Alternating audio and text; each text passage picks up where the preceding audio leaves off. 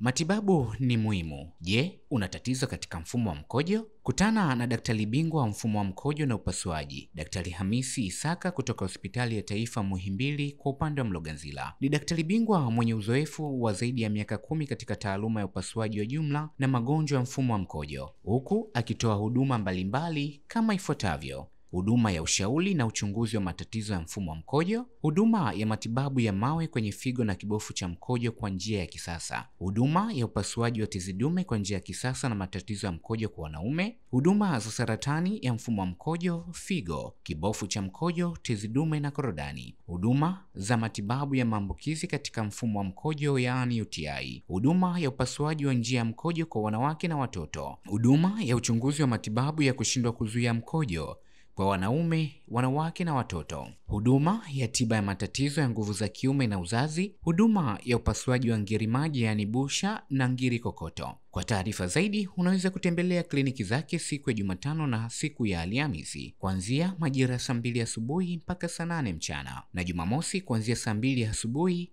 hadi saa 6 mchana. Hudhuria kliniki, tambua afya yako, tibu tatizo katika mfumo wa mkojo.